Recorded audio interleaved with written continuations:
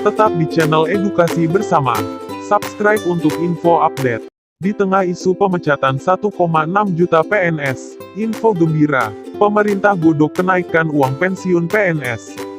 Kementerian Pendayagunaan Aparatur Negara dan Reformasi Birokrasi, PANRB, tengah merancang kesejahteraan para pegawai negeri sipil atau aparatur sipil negara dan para pensiunan PNS. Nantinya uang yang diterima para pensiunan PNS akan lebih besar alias bukan sekadar gaji pokok.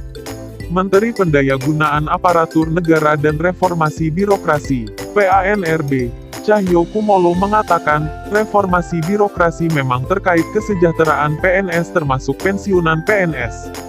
Tentu saja ini kabar menggembirakan di tengah kondisi keuangan negara yang tengah terpuruk akibat wabah COVID-19. Seperti diketahui, selain merombak APBN, Indonesia juga menunda berbagai macam agenda penting. CPNS 2019 hingga kini masih terkendala akibat pandemi COVID-19, belum lagi isu pemberhentian 1,6 juta PNS pada Desember tahun 2020 nanti. Sudah ditata mekanismenya dengan baik, ungkap dia pada Rabu, tanggal 8 Juli tahun 2020, dikutip dari kontan.co.id.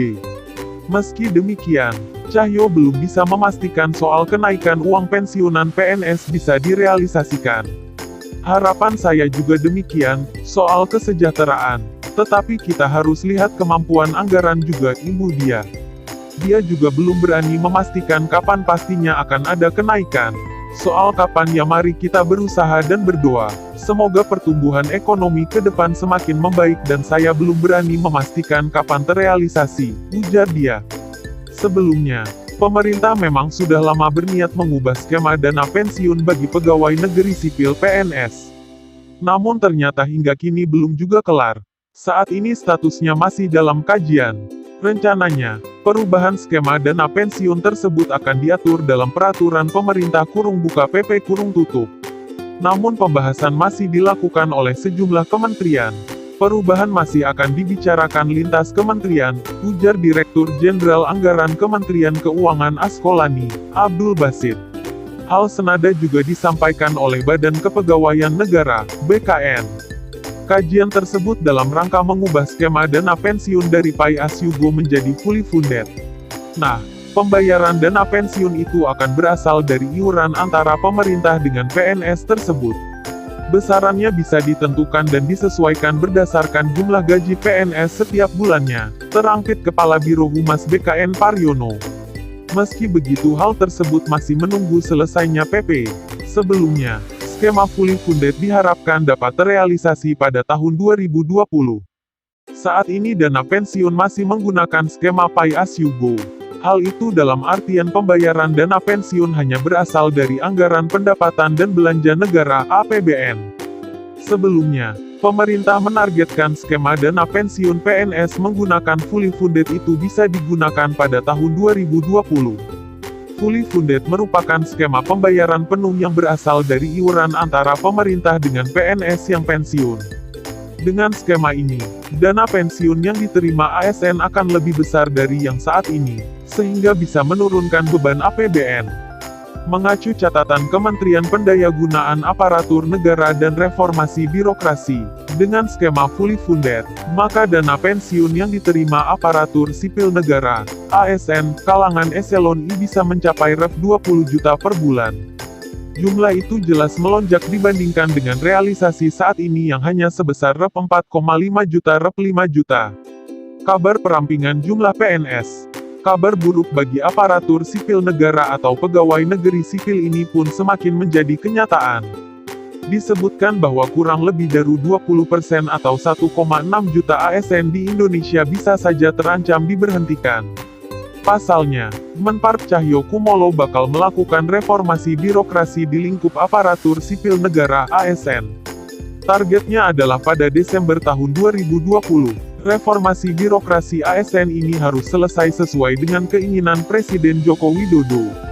Cahyokumolo menyebutkan ada 20% PNS bagian administrasi dari total 4,2 juta lebih pegawai bakal diberhentikan. Sebanyak 20% pegawai tersebut dinilai tidak produktif dalam bekerja. Namun, Tetap saja, bagi dirinya, memberhentikan PNS tidaklah mudah. Kita nggak bisa, Pak, memberhentikan 1,6 juta tenaga yang dianggap tanda petik ini tenaga administrasi yang mungkin 20% tidak produktif itu nggak bisa, katanya dalam penyampaian rapat dengar pendapat, RDP, dengan Komisi 2 DPR RI, Senin, tanggal 6 Juli tahun 2020. Meski sulit dalam Peraturan Badan Kepegawaian Negara, BKN, Nomor 3 Tahun 2020 yang telah disahkan pada tanggal 8 April lalu telah diatur tentang pemberhentian pegawai bagi yang tidak produktif. Hal ini telah diatur pada pasal 32 dalam Peraturan BKN. PNS yang tidak memenuhi target kinerja diberhentikan dengan hormat tidak atas permintaan sendiri sebagai PNS, demikian isi aturan tersebut. Target kinerja yang dimaksud pada pasal 32 ayat 1 ini dituangkan dalam sasaran kinerja pegawai, SKP, dan akan dilakukan penilaian kinerja setiap tahunnya. Adapun penilaian kinerja ASN atau PNS dinyatakan dengan angka dan sebutan atau predikat sebagai berikut. Sangat baik, apabila PNS memiliki nilai dengan angka kurang dari, sama dengan 110 sampai angka kurang dari, sama dengan 120 dan menciptakan ide baru dan, atau cara baru dalam peningkatan kinerja yang memberi manfaat bagi organisasi atau negara. Baik, apabila PNS memiliki nilai dengan angka lebih dari 90 sampai angka kurang dari, sama dengan 120.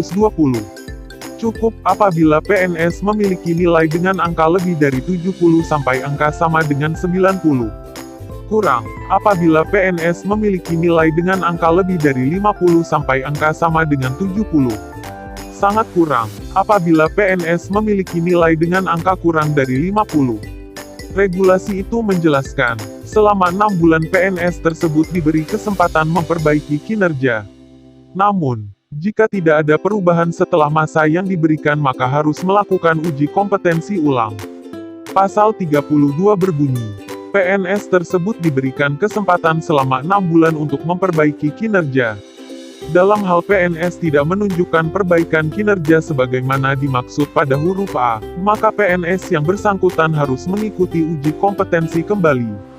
Bila setelah mengikuti uji kompetensi PNS tersebut justru tak memenuhi standar kompetensi jabatan, dapat dipindahkan pada jabatan lain yang sesuai dengan kompetensi yang dimiliki atau ditempatkan pada jabatan yang lebih rendah sesuai dengan ketentuan peraturan perundang-undangan.